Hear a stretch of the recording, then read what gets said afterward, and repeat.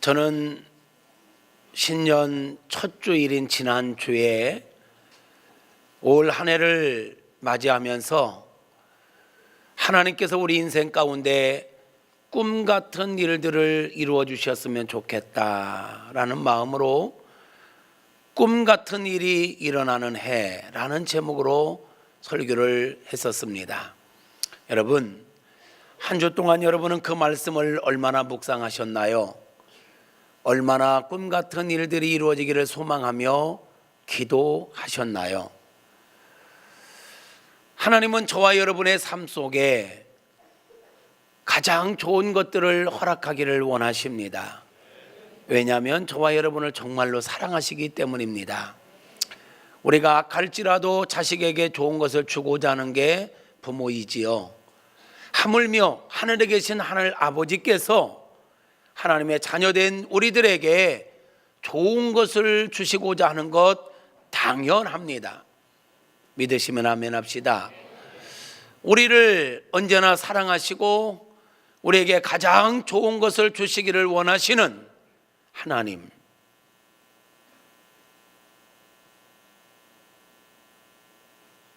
우리는 그 하나님을 믿고 있습니다.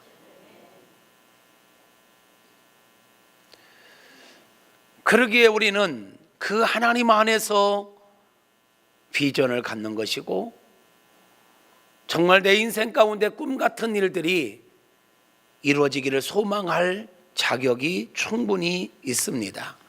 근거도 있습니다. 다시 한번 축복합니다. 새해에 우리 교회 가운데, 여러분의 가정 가운데, 여러분의 인생 가운데 정말 꿈 같은 일들이 이루어지기를 축복합니다. 하나님께서 그 일을 이루어 주시기를 소망하고 축복합니다. 오늘은 어떻게 하면 우리 교회 가운데, 우리의 가정 가운데, 우리의 사업장 가운데, 우리 인생 가운데 꿈 같은 일들이 이루어질 수 있을까? 정답은 하나님께서 계획하시면 됩니다. 왜냐하면 하나님은 계획하실 뿐만 아니라 당신의 계획을 반드시 성취하시는 분이기 때문에 그렇습니다. 하나님이 하시면 됩니다. 그런데 그 일들이 성취됨에 있어서 우리들이 해야 할 일도 분명히 있습니다. 무엇일까요? 지난주에 그런 말씀을 드렸습니다. 꿈 같은 일들이 이루어지기를 위해서는 가장 기본적인 게 뭐냐? 우리가 예수 안에 거하는 삶을 살아야 된다. 너희가 나를 떠나서는 아무것도 할 수가 없다. 너희가 내 안에 거하고 내 말이 너희 안에 거하면 무엇이든지 원하는 대로 구하라. 그리하면 이루리라 하셨습니다. 먼저는 우리가 예수님 안에 온전히 거하는 삶을 살아야 합니다. 예수님 안에 거한다는 것은 하나님을 인정하고 하나님을 믿는 믿음으로 사는 것을 말합니다. 또 다른 표현으로 예수님 안에 거한다는 것은 하나님의 말씀을 마음판에 새기고 늘 말씀을 주야로 묵상하면서 말씀에 이끌림 받는 삶을 사는 것을 말합니다. 복 있는 자는 주야로 하나님의 말씀을 묵상하는 자라 그랬어요. 묵상한다는 것은 단순히 안으로 생각하는 걸로 끝나는 걸 이야기하는 게 아니에요. 주야로 그 말씀을 생각하면서 말씀에 이끌림 받는 삶, 말씀을 따라 순종하는 삶, 그 삶을 사는 것을 말하고 있는 것입니다. 사랑하는 성도 여러분, 하나님을 믿으십니까? 하나님의 말씀을 믿으십니까? 여러분은 환경을 믿습니까? 말씀을 믿습니까? 대답은 그렇게 하는데 주로 우리는 환경을 많이 의지하고 환경의 지배를 받고 환경과 타협하고 환경을 따를 때가 참 많습니다. 여러분, 우리 믿음의 근거는 하나님의 말씀입니다. 환경을 따르지 말고 하나님의 말씀을 믿고 신뢰할 수 있기를 축복합니다. 할렐루야, 할렐루야. 여러분, 내 안에 거하라. 말씀 안에 거하는 것입니다. 말씀 따라 사는 것입니다. 자녀들이 부모님 안에 거한다는 건 아무리 부지런해도 우리 자녀들을 다 통제할 수 없습니다. 자녀들이 밖에 나가서 무슨 짓을 하고 다니는지, 어디 가서 누구를 만나고 뭐 하는지 우리가 어떻게 다 통제합니까? 자녀들 스스로가 부모님을 정말로 인정한다는 건 뭘까요?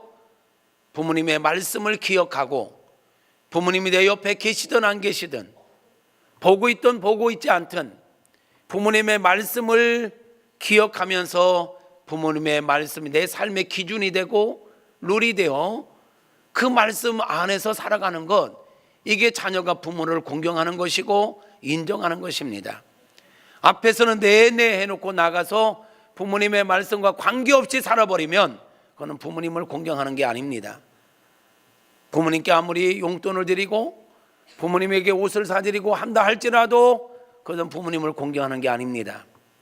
부모님과 좋은 관계를 갖는다는 것, 바른 관계 속에 있다는 것은 부모님의 말씀에 순종하는 삶을 사는 것입니다. 부모님이 옆에 있든 없든, 보든 안 보든 관계없이 말이죠, 부모님의 말씀을 기억하며 사는 것 말이에요. 이처럼 하나님을 믿는다는 것, 하나님 안에 거한다는 것, 예수님 안에 거한다는 게 뭘까요? 하나님의 말씀을 따라 살아내는 것입니다. 말씀에 순종하는 삶을 사는 것입니다.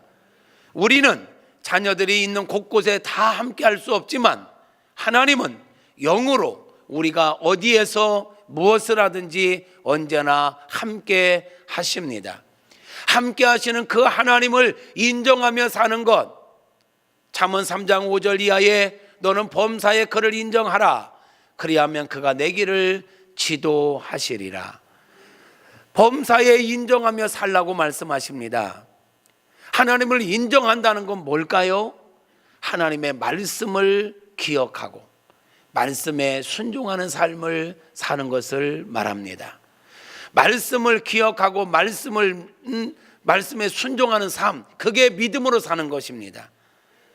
주일날 교회는 나왔는데, 예배는 참석했는데 나가서 삶은 말씀대로 살지 않는다, 내 생각대로 산다, 그것은 믿음으로 사는 거 아닙니다. 믿음으로 삽시다. 믿음으로 삽시다. 이 말은 말씀에 순종하며 살겠습니다 라는 고백이어야 하는 것입니다. 내 안에 거하고, 너희가 내 안에 거하고 내 말이 너희 안에 거하면, 주님의 말씀이 우리 안에 거하고 우리는 주님을 온전히 신뢰하는 믿음 안에 거할 때 주님과 온전한 관계를 이루는 것이고, 그때 꿈 같은 일들이 이루어지는 것입니다. 그때 무엇이든지 원하는 대로 구하라, 그리하면 이루리라. 역사가 그때 이루어지는 것입니다. 올 한 해, 아니 주님 앞에 설 때까지 우리가 집중해야 할 일이 있다면 주님 안에 거하는 삶입니다. 주님과 떨어지지 않고, 주님을 외면하지 않고, 늘 주님을 인정하고 주님의 말씀을 인정하고 주님의 말씀을 생각하며 주님의 말씀을 살아내는 저와 여러분일 수 있기를 소망하고 축복합니다. 믿음으로 살아야 합니다. 어떤 사람들은 말씀을 듣고요, 그 말씀을 믿으며 사는 사람이 있고요, 어떤 사람은 말씀을 들었지만 절대로 믿지 않고 불신하며 사는 사람들이 많습니다. 그런데요, 말씀을 믿고 사는 사람과 불신하며 사는 사람의 삶의 내용을 보면 전혀 다릅니다. 누림도 다릅니다. 누림도 다릅니다. 지난주에 그런 말씀을 드렸지요. 오늘 우리가 본문으로 택한 시편 126편 1절 이하에 여호와께서 시온의 포로를 돌려보내실 때에 우리는 꿈꾸는 것 같았도다. 배경은 이렇습니다. 이스라엘 백성들이 죄악으로 말미암아 바벨론에 의하여 나라를 잃었습니다. 그리고 왕족과 귀족들이 바벨론의 포로로 끌려갔습니다. 그들이 끌려가기 전부터 하나님은 말씀하셨습니다. 예레미야 선지자를 통하여 백성들에게, 남유다 백성들에게, 내 백성들아 들으라, 나는 너희를 정신 차리게 하기 위하여 바벨론에 붙였다. 그러므로 바벨론이 너희를 공격하거든 대적하려고 하지 말고 손들고 항복하고, 순순히 항복하고 그들에게 포로로 끌려가라. 하나님께서 말씀하셨습니다. 포로가 되라. 그러나 기억하라. 내가 너희를 영원토록 바벨론 포로로 살게 하지는 않겠다. 내가 너희들에게 벌을 주는 시간은 70년이다. 70년이 지나면 내가 너희들을 다시 고국으로 돌아오게 할 것이고 이 나라를 회복시켜 주어 세계 열방 가운데 제사장 나라가 되게 하겠다. 그러므로 나라를 잃고 포로로 끌려간다 할지라도 실망하거나 좌절하거나 낙심하지 말고 회복의 때를 기다리며 내가 왜 너희를 바벨론의 포로로 붙였는지를 생각하며 철저하게 회개하고 정신 차리고 있으라. 수없이 말씀하셨습니다. 어떤 사람들은 그 말씀을 믿었습니다. 그래서 바벨론이 공격해 올 때 순순히 항복했고 포로로 끌려갔어도 낙심하지 않고 회개했고 회복의 때를 기다리며 하나님께서 회복을 주시면 어떻게 살아야 될지 결단하며 시간들을 보냈습니다. 그런가 하면 어떤 사람들은 수없이 하나님께서 말씀하셨음에도 불구하고 믿지 않았습니다. 믿지 않은 결과는 무엇이었나요? 바벨론이 공격해 올 때 그들과 맞서 싸우다가 죽어버렸습니다. 포로로 끌려갔습니다. 포로로 끌려가서 믿지 않은 사람들은요 낙심합니다. 이제 우리는 끝났어. 나라가 없어져 버렸잖아. 우리는 포로가 됐어. 이제 우리가 살 길은 적당히 타협하며 사는 거야. 이 땅에 그냥 타협하고 땅의 것 바라보며 살자.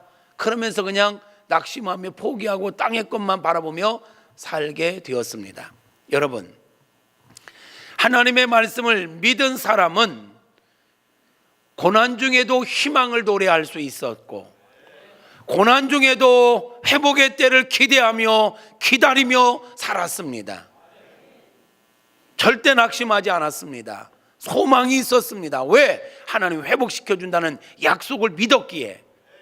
그런데 믿음이 없었던 사람들은, 하나님의 말씀을 불신했던 사람들은 하나님의 말씀 따라 순종하지 않고 바벨론이 공격해 올 때 대적하다가 죽어버리고, 또는 끌려갔어도 믿음이 없기에 포기하고 낙심하고 절망 가운데 나날을 보냈던 것입니다. 여러분, 믿음이 있는 사람과 없는 사람, 하나님의 말씀을 신뢰하는 사람과 신뢰하지 않는 사람, 삶의 내용이 전혀 다릅니다. 삶의 모습이 전혀 다릅니다. 삶의 결과도 전혀 다릅니다. 꿈 같은 일이 이루어지기를 원한다면 믿음으로 사십시오. 하나님을 신뢰하십시오. 하나님의 말씀을 붙잡으십시오. 그리고 그 말씀을 살아냅시다. 저와 여러분이 하나님의 말씀을 살아낼 수 있기를 바랍니다. 주일날 교회 와서 예배 자리에 앉아 있다가 갔다고 해서 내가 그리스도인이라고 착각하지 마십시오. 내가 매 주일 빠지지 않고 예배 참석했다고 해서 11조 예물 드렸다고 해서 나 하나님 잘 믿고 있는 걸로 착각하지 마십시오. 안 믿으면서도 여기 와 있을 수 있습니다. 믿음 없으면서도, 하나님과 분리되어 있으면서도, 삶의 현장 속 내 멋대로 살면서도 주일날 한 번은 여기 올 수 있습니다. 착각하지 마십시오. 이런 착각은 하면 큰 후회를 하게 됩니다. 믿음을 점검하십시오. 나에게 진정한 믿음이 있는가? 참된 믿음이 있는가? 하나님과 멀어졌던 모든 것들 다시 회복하시기를 바랍니다. 하나님 안에 거하십시오. 주님 안에 거하십시오. 다시 말하면 주님 말씀을 살아내십시오. 그게 참 믿음입니다. 하나님을 인정하는 삶을 사시기를 주님의 이름으로 축복합니다.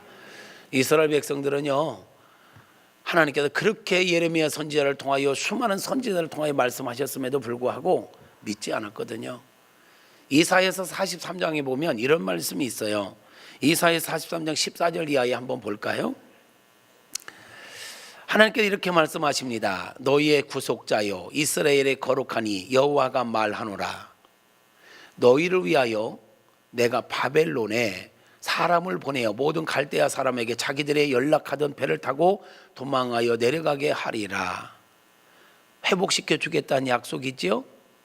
나는 여호와 너희의 거룩한 이요 이스라엘의 창조자위 너희의 왕이다.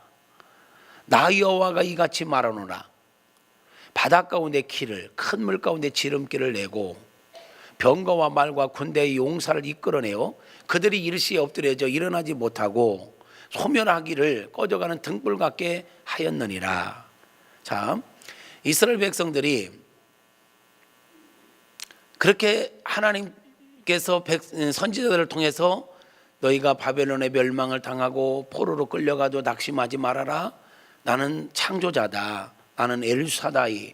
너희를 수단과 방법을 가리지 않고 나는 반드시 약속을 지키고 너희를 도와주고 너희를 구원할 수 있는 전능자 엘사다이의 하나님이다 소개했어요.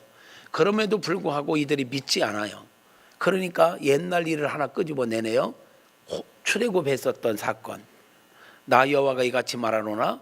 바다 가운데 길을 큰 물 가운데 지름길을 내고, 이거는 믿지 않는 이들에게 깨닫게 하기 위해서 출애굽 시켰을 때 홍해바다를 건넜던 사건을 예를 드는 거예요. 내가 지름길을 내고 병거와 말과 군대의 용사를 이끌어내어 그들이 일시에 엎드려져 일어나지 못하고 소멸하기를 꺼져가는 등불 같게 하였었다. 이것을 말씀하시는 거예요. 그 다음에 넘기세요. 너희는 이전 일을 기억하지 말며. 이게 무슨 얘기냐면 이 사람들이 믿음이 없으면서 하나님을 신뢰하지 못하면서 뭘 얘기하냐면, 그래도 옛날에는 하나님께서 이스라엘 백성 홍해바다 건너게 하셨는데 그때 정말 좋았는데 그 얘기만 자꾸 하는 거예요. 그러니까 하나님께서 야, 이전 일 기억하지 마. 옛날 일 생각하지 마. 나는 말이야, 옛날에 출애굽시켰던 그 하나님 나는 말이야, 그때로 끝난 게 아니야. 이스라엘 백성들을 출애굽시켜서 홍해바다를 가르고 홍해바다를 건너게 하고 적들을 수장시켰던 나 여호와는 지금도 여전히 살아 있어. 지금도 나는 역사할 수 있어. 지금 너희가 나라를 잃어버리고 포로로 끌려가 있지만 나는 얼마든지 너희를 다시 고국으로 돌아오게 할 수 있고 너희들의 삶을 회복시킬 수 있는 자야. 왜 자꾸 옛날 것만 얘기하는 거야? 너희는 이전 일을 기억하지 말며 옛날 일을 생각하지 말라. 넘겨주세요. 보라, 내가 새 일을 행하리니 이제 나타낼 것이다. 사랑하는 성도 여러분, 저와 여러분이 믿는 하나님은 이 성경 안에 갇혀있는 하나님이 아닙니다. 이 성경 시대에 역사하셨던 하나님은 지금도 역사하십니다. 지금도 저와 여러분의 삶의 현장 가운데 함께하고 계시고 얼마든지 우리 인생을 역전시킬 수 있는 분이십니다. 그러므로 우리는 성경 안에 갇혀있는 하나님만 믿으면 소용이 없습니다.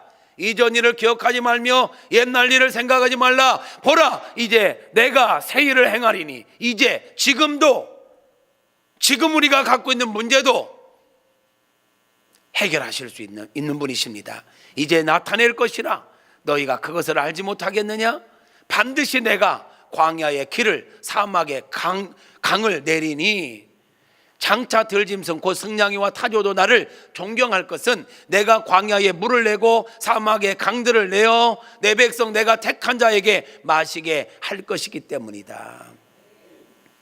너희가 지금 나라를 잃어버리고 포로 생활하면서 절망적인 상황 가운데 있지만 너희의 믿음의 근거는 현재 상황이 아니다. 내 약속의 말씀이다.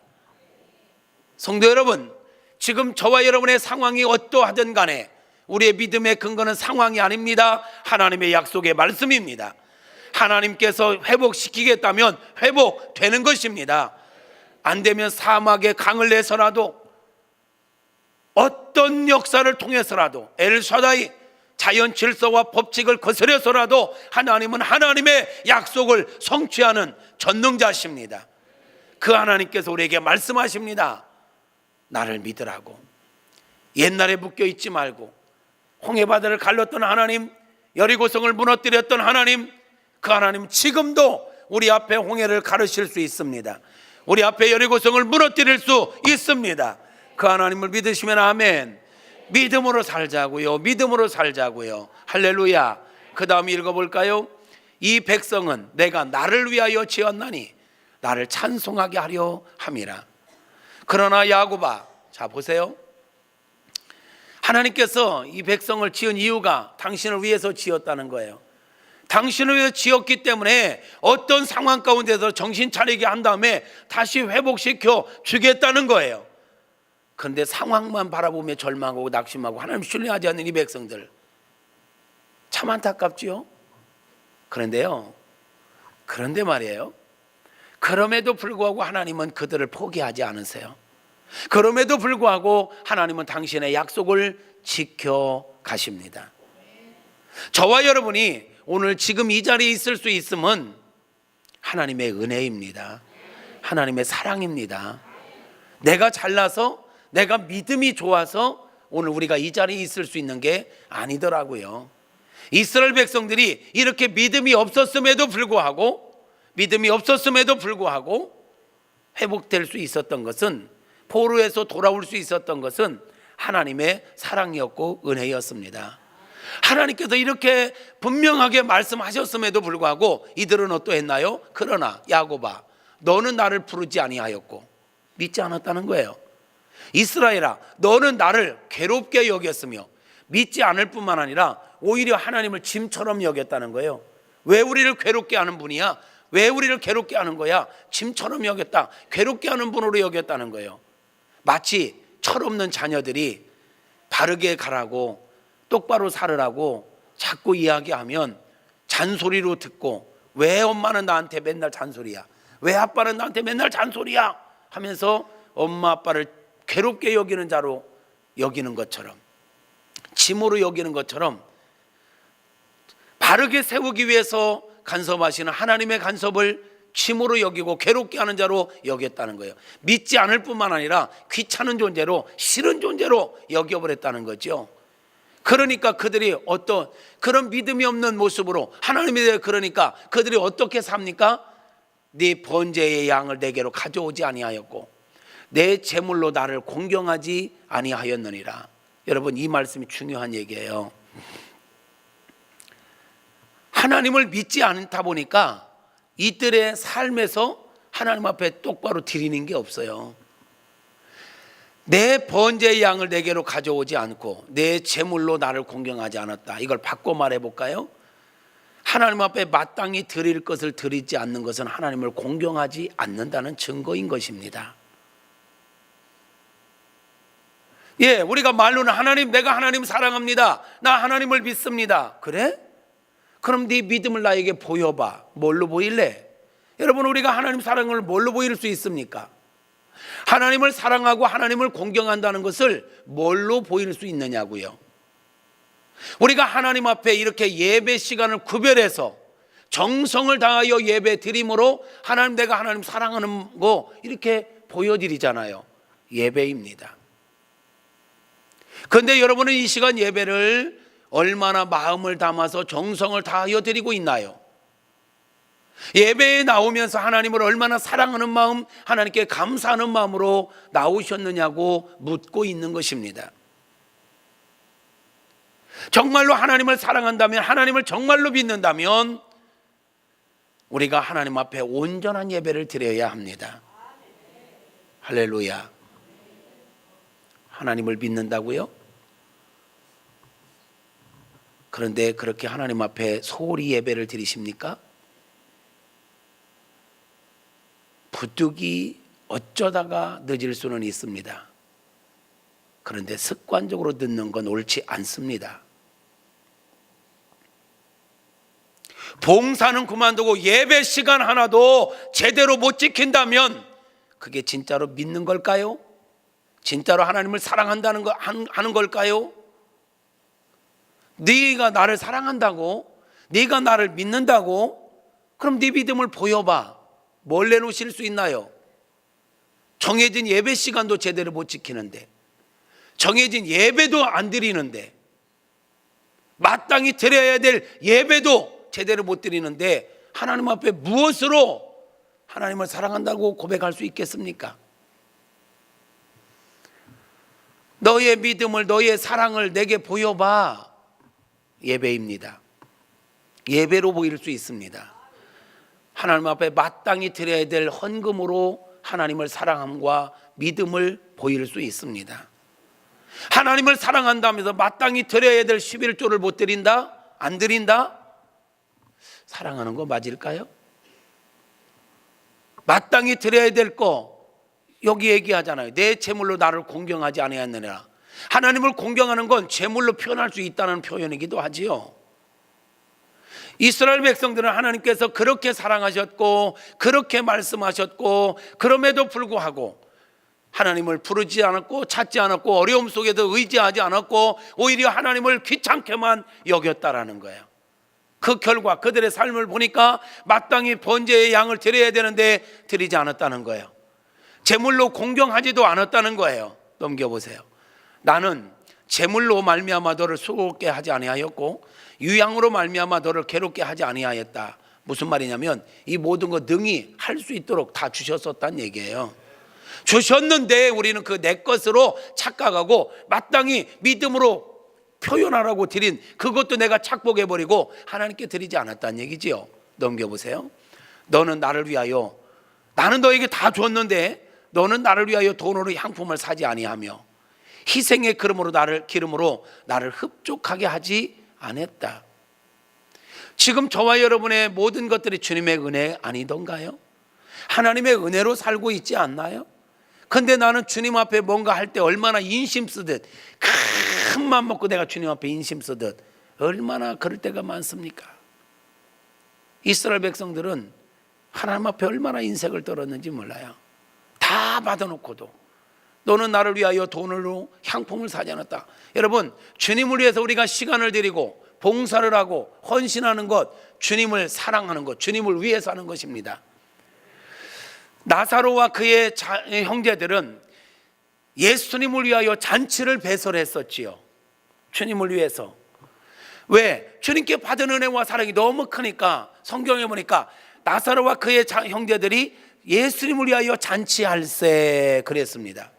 예수님을 위하여 잔치를 벌인 거예요. 왜? 받은 사랑이 너무 크니까.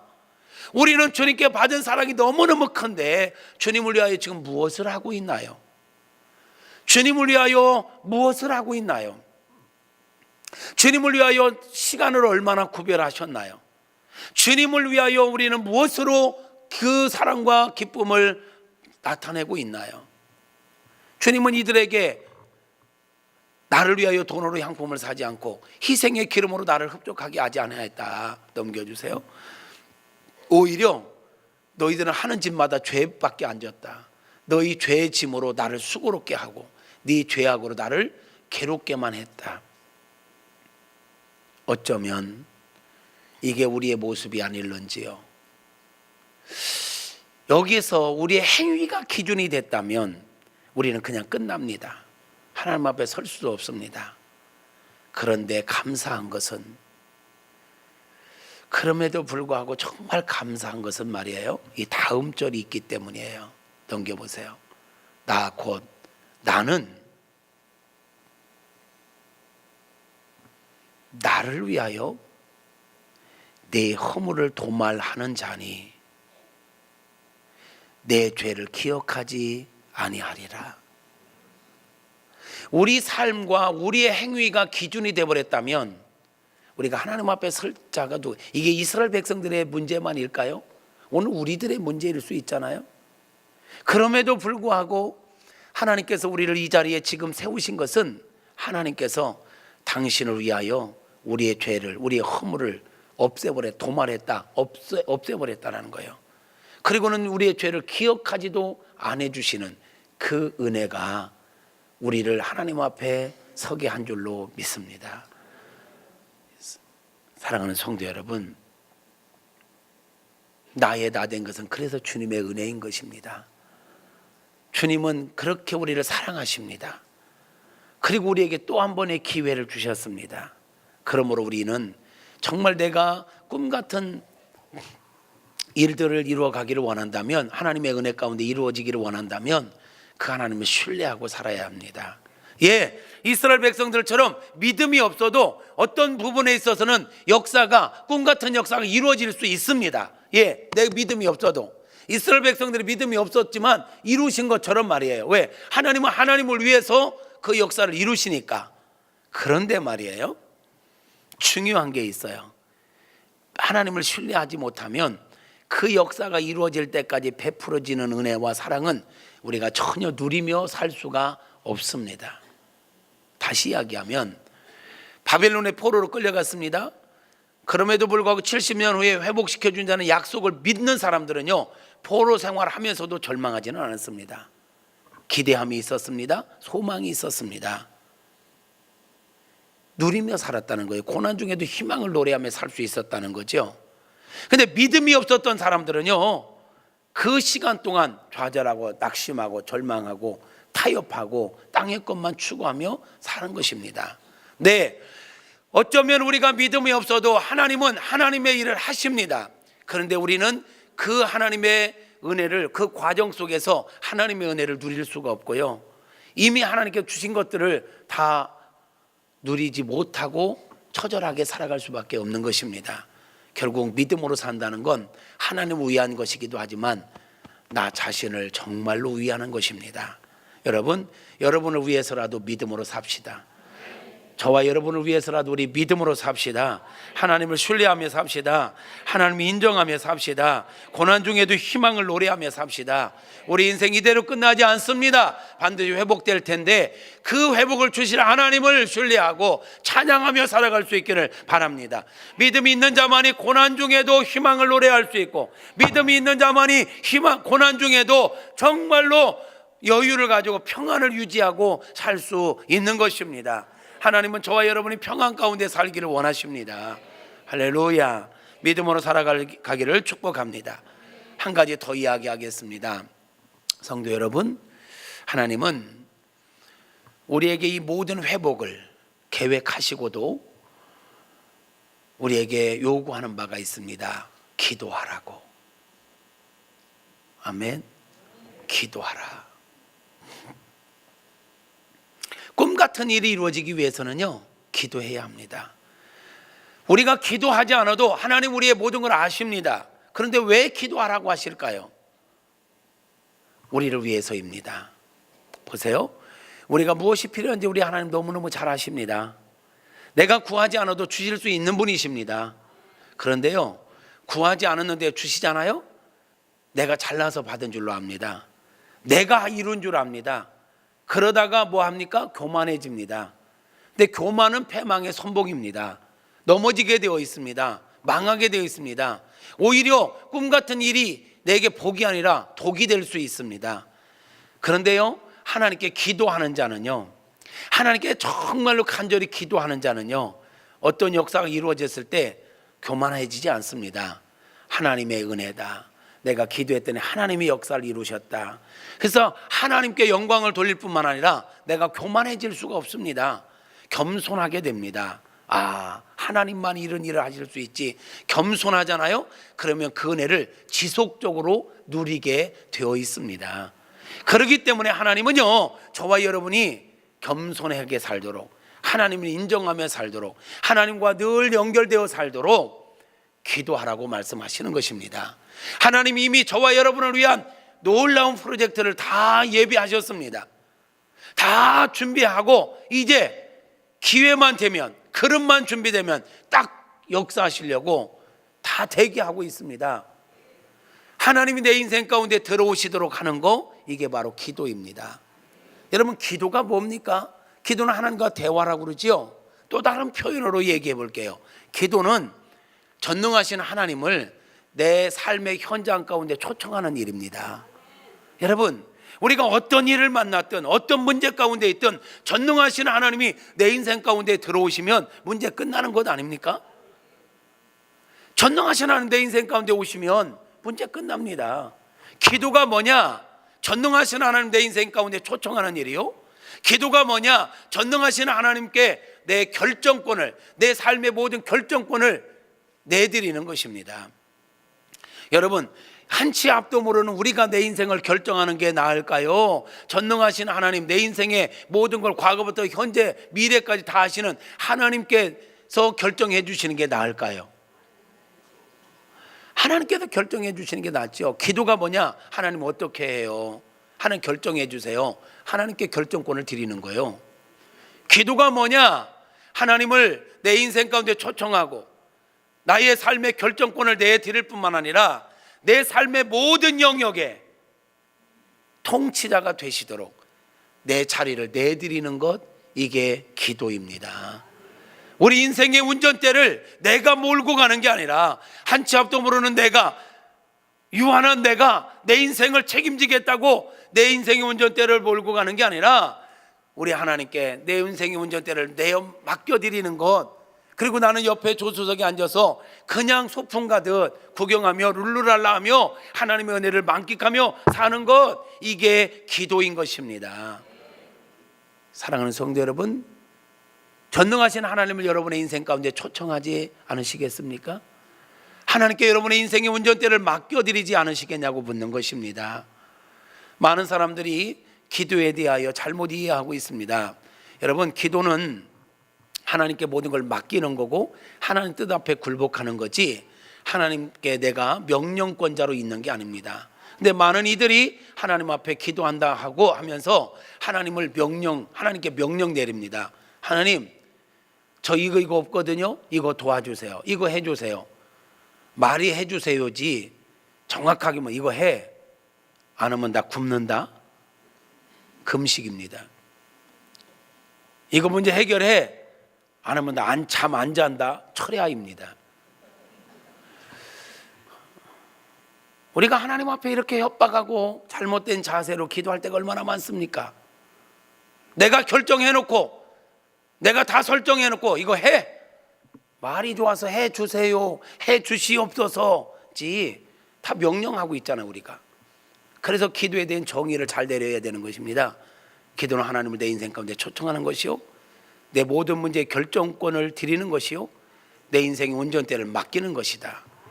우리는 그 옆에서 주님이 인도하는 대로 따라가면 되는 것이다. 할렐루야.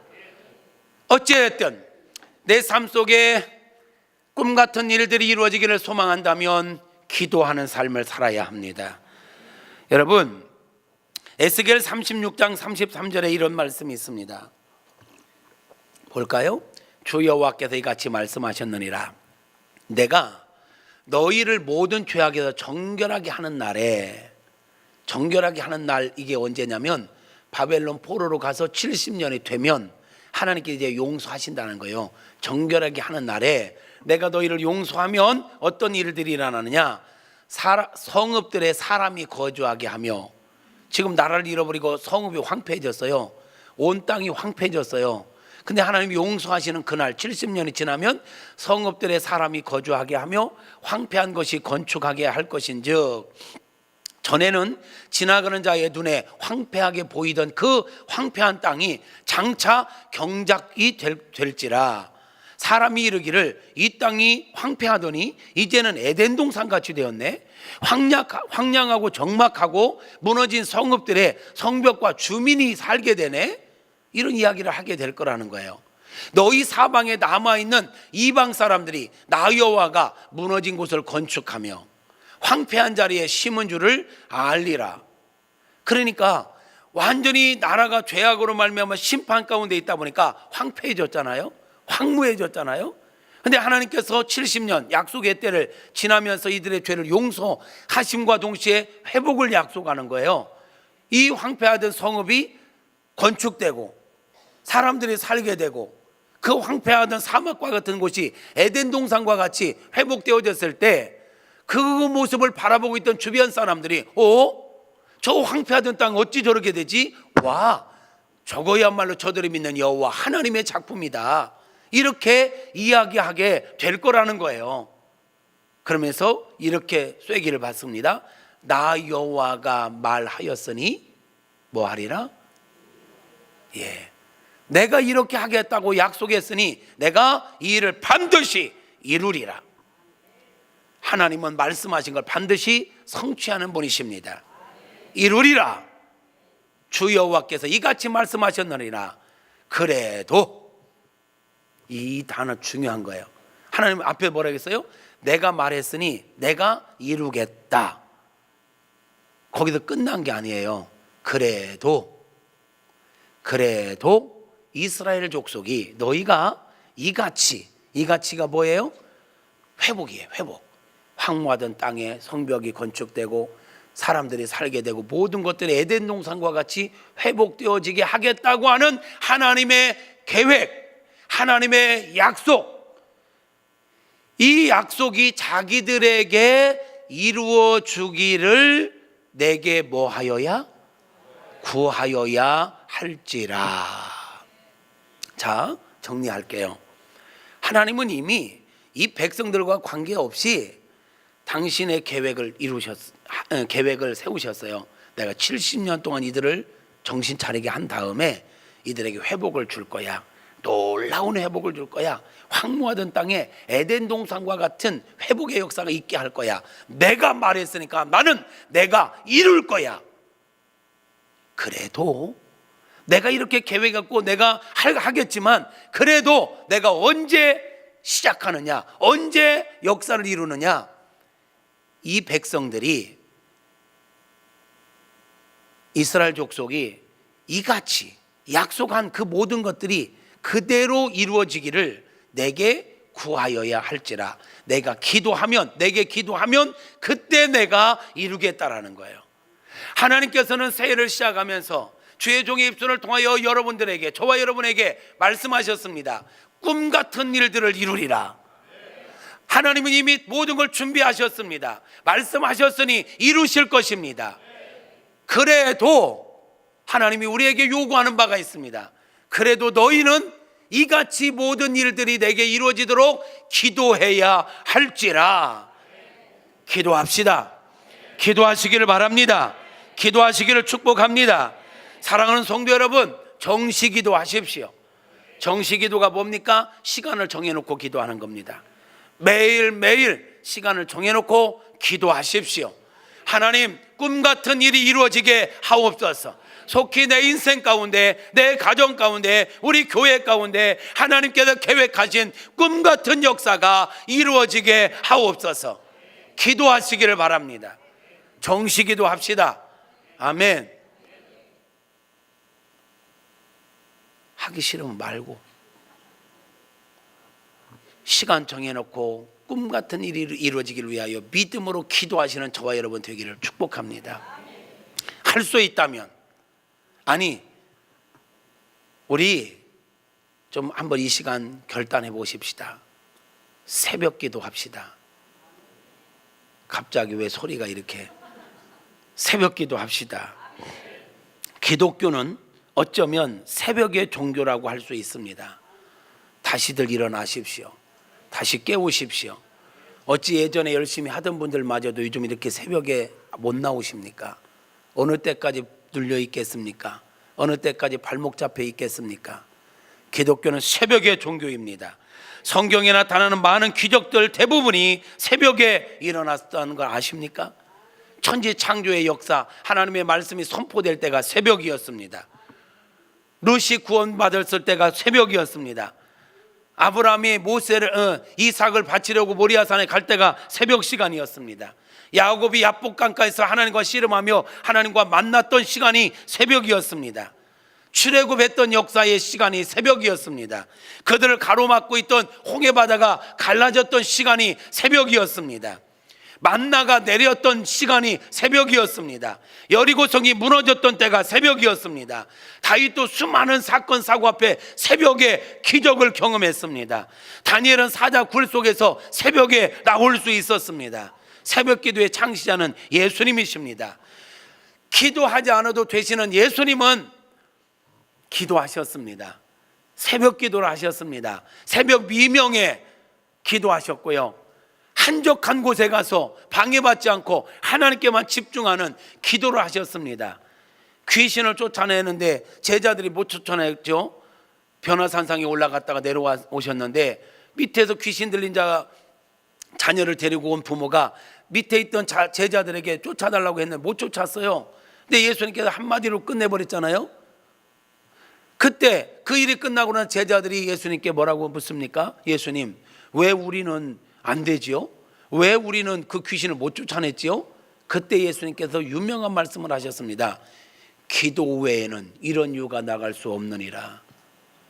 예수님이 기적과 표적을 이루며 사실 수 있었던 비결이 뭔지 아십니까? 예수님이니까? 아니요, 기도했기 때문입니다.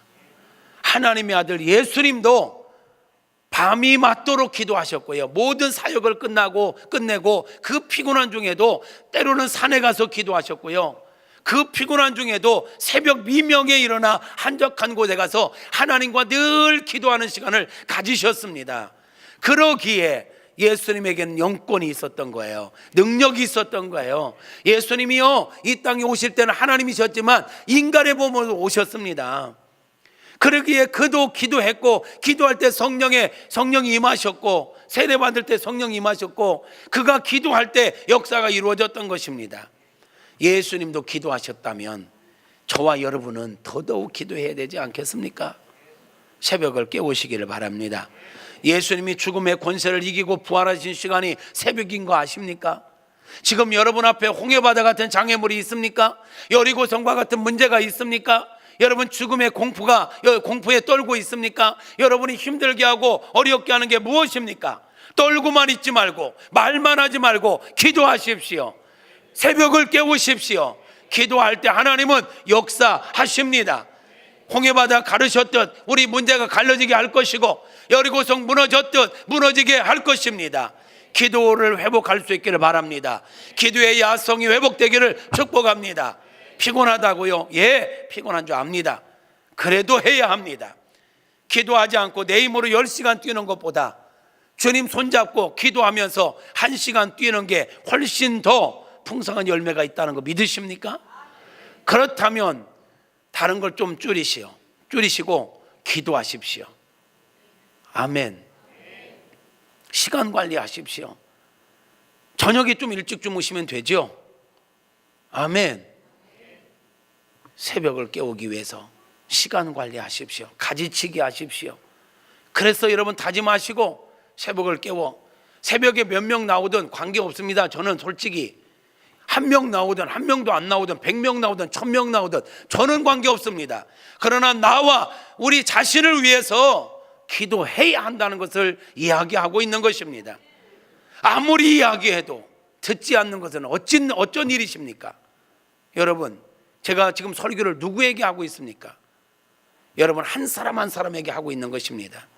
개인적으로 붙잡고 기도해 나오라고 얘기해야 하겠습니까? 여러분, 주의 음성으로 들을 수 있기를 바랍니다. 초신자들도 나옵니다. 장로님들, 권사님들, 안수집사님들, 우리 모든 집사님들, 성가대원들, 교사들, 기도하지 않고 어찌 우리가 주의 사명을 감당할 수 있단 말입니까? 기도 자리를 지키십시오. 회복할 수 있기를 축복합니다. 이같이 이루어지기를 기도하여야 할지니라, 이 말씀을 기억하십시오. 하나님께서 아무리 모든 것들을 주시려고 준비하고 있어도 기도하지 않으면 역사가 이루어지지 않습니다. 기도하지 않으면서 어렵다고, 기도하지 않으면서 죽겠다고, 언제까지 그렇게 밖에서 그렇게 투덜대기만 하겠냔 말이에요.